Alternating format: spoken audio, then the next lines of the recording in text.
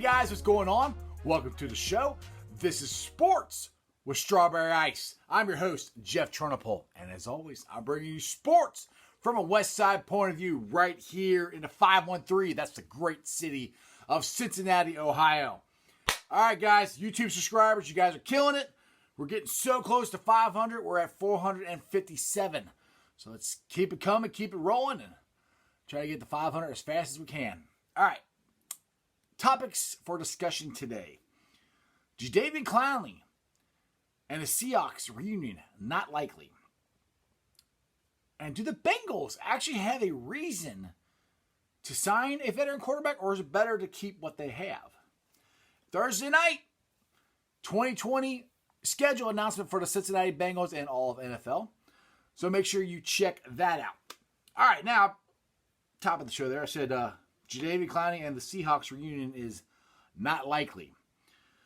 Here's an article from ESPN. The Seahawks have not shut the door on re-signing Clowney, the source said, but not considered likely because their financial situation and the amount of money the free agent defensive end is seeking.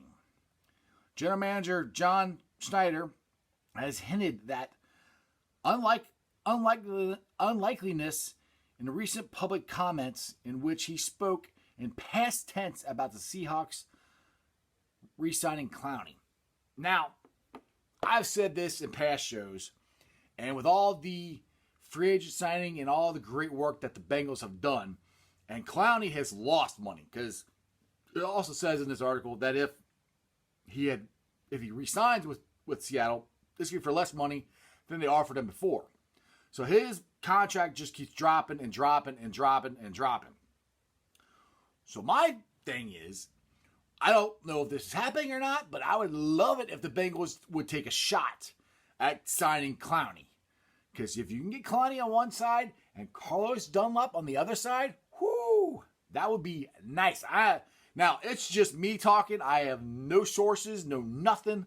I'm just saying I hope the Bengals take a shot at least sign for 1 year and see what happens. I mean, he's one of the best defensive ends in football. Yes, I think the knock on him, it was a knock on him coming out of college, as he takes plays off. And he doesn't, his motor doesn't run all the time. And I think that's the reason he's not getting the money that he thinks he deserves.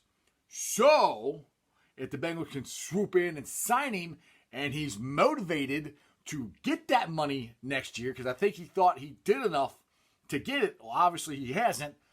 We can have a very motivated, very good Jadeveon Clowney. Would be unbelievable.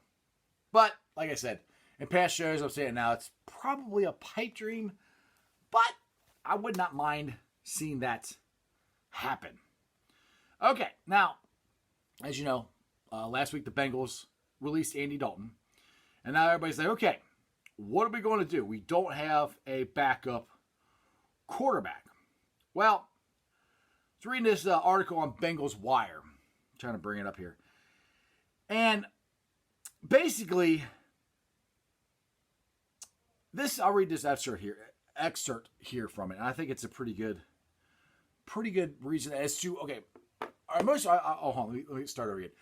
Most of us fans, including myself, think that we need to get a good backup quarterback, good veteran backup quarterback, cheaper one than Andy Dalton. Well, this article brings up a good reason that it's probably better to keep who we have because of the ongoing pandemic. All right, let's read the excerpt here. The roster itself is already set. It already has Ryan Finley and promising Jake Dolegate too. While keeping Andy Dalton would have been a nice luxury item, Finley is a guy with a year experience in Taylor's system already. That can't go understated during the coronavirus pandemic, which could shorten the offseason, and a new quarterback would be at a disadvantage anyway. And as soon as I read that, I'm like, well, you know what? You're right. Because even if he's a veteran guy, he's not going to know the offense. Finley's going to know the offense better than anybody on the team. I mean, other than Zach, obviously, as far as in the quarterback room. Because, one, he started, 4 games. 2, he's run it for a year. So, honestly, and like I said, with the pandemic going on and they can't practice and they can't do mini camps or any of that stuff, you bring a veteran guy in here, he's going to be learning it, and Joe's going to be learning it. So what's the point of having two guys learn it when you already got two guys who already know it, and they can teach Joe, which is what you want the backup quarterback to do anyway. We want them to teach Joe and mentor Joe and all that. And the other good thing about Joe freaking Burrow, is he is older. I mean, he's 24, I think. And that's, he's went, 5 years of college. So he's a very mature rookie. Unlike these other guys, like say, whoever drafts Trevor Lawrence next year, he's only going to be 21? So that aspect also, I think, helps Joe moving forward, even with the coronavirus pandemic going on, as far as just his maturity level, his understanding of, like I've said in past, the grind and how he likes that. And, he knows that's what you have to do to get to where you want to be and get the accolades and Super Bowls and all that stuff. So I don't think he necessarily needs a guide as much as a normal, or I'd say a usual rookie quarterback. And like I said, the other thing is, if you bring a backup in, he's got to learn the system too. Now, I mean, they're backups and they're veterans. They probably can learn it pretty quick, but it's a good point. We already got Finley, and he already knows the system, so maybe we should just go with Finley and let him be the backup. And like I said, honestly, I think we're going to be fine with Joe. I really, really do. I think he's going to start day one. Now, I'm not saying he's not going to have any growing pains. I'm not saying he's going to take off right away. I mean, I have no idea. But as far as knowing the system and the moment not being too big for him, I think he's going to be okay, and I think he'll be all right without a veteran quarterback. All right. Last week, for the first time ever, me and my wife bought Cincinnati Bengals season tickets. So tomorrow night, they're having the schedule announcement. It's going to be on Bengals.com. Zach Taylor's going to be on there. It starts at 7:40 p.m. And they're going to have all the, if you don't watch it on there, they're going to have all the coverage on NFL Network. Now, it's going to be interesting. At first, when I bought the tickets, I'm like, I don't think we're going to have any primetime games. But then I got thinking, I'm like, well, we do have the number one overall pick, and he is a quarterback, and he's probably going to start from day one. So that aspect alone, we're probably going to at least get one. And then the Cowboys signed Andy Dalton. How, like I said this before, how messed up would it be? I'm not saying Andy Dalton's going to beat Dak or any of that stuff, because I think Dak and Andy are the exact same quarterback. But there's a chance I think the Cowboys-Bengals game could be on prime time because, Cowboys, they're America's team and they got a whole bunch of fans, so they're more likely to have a primetime game just because of that fact. Then you have the number one pick overall, and then you have Andy Dalton, whether he's starting or not, returning against his former team. So that could be one that could be a primetime game. And then, you got Baltimore, you got Pittsburgh, the Browns, Chargers, that's going to be an interesting one. New York Giants. We'll play the Philadelphia Eagles, and we'll play Miami. Which Miami kind of be interesting because we had a really good game in the last game of the year last year.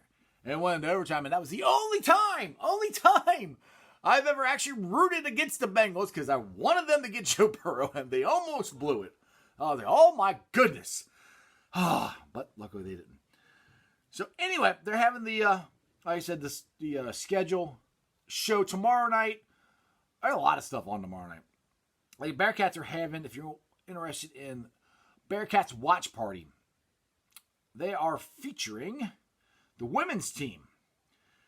Let's see, it will be, where's that? Bearcats women, that's second half. They are facing, where is it at? Atlantic Conference, here it is. American Athletic Conference Tournament semifinal, their win over UCF. And then the second game is the men's basketball win over Memphis on January 19th. So if you guys are interested in a watch party, it's on GoBearcats.com. I have it, the link posted on Sports with Strawberry Ice, and it's also on Bearcat Country. So there's some pretty cool things to watch tomorrow night as far as local sports. You got the Bengals schedule coming out. You got a watch party for the Bearcats. I know I'm wearing my red stuff today because, well, it's supposed to be baseball season. And I talked about how I want them to start sometime soon. I found an article yesterday again saying that it looks like July 1st we're going to start. But nothing from Major League Baseball. But the thing is, when there's smoke, there's fire. There's too many other people saying it. Now, like I said, nobody from baseball is saying it. I personally think it's because they are negotiating with the players, or trying to negotiate with the players, because they don't want to pay the players because they haven't played for a month. I think the owners are going to lose that battle like they lost all the other ones to the players, because you're going to have one underlining thing. If the player is hurt for a month, that player still gets paid. So you have a pandemic, and I know the owner's argument is going to be like, yeah, well, we still keep playing. We still keep having money coming in and all that, which that's true.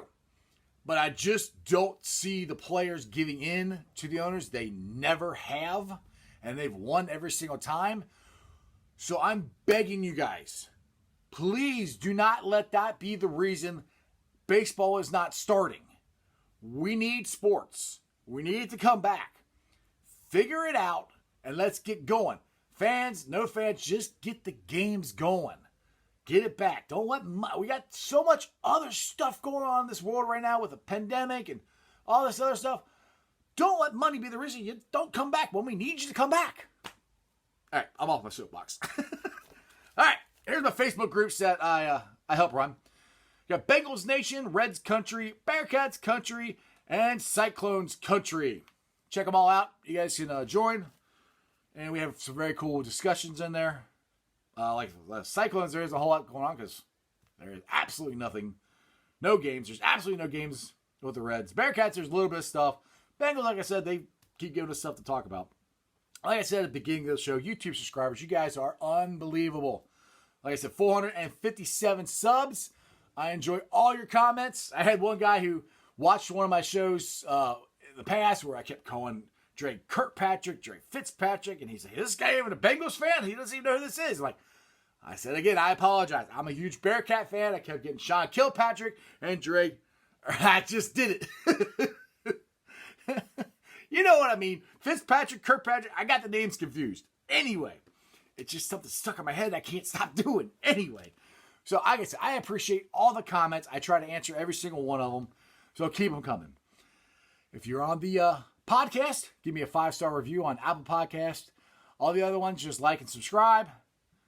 Other than that, it's hump day. What are you looking forward to? Well, tomorrow night, the schedule. I want to see what primetime games we got, if we have any. Other than that, that's just sports, baby. Tell a lot of friends about me. See you guys.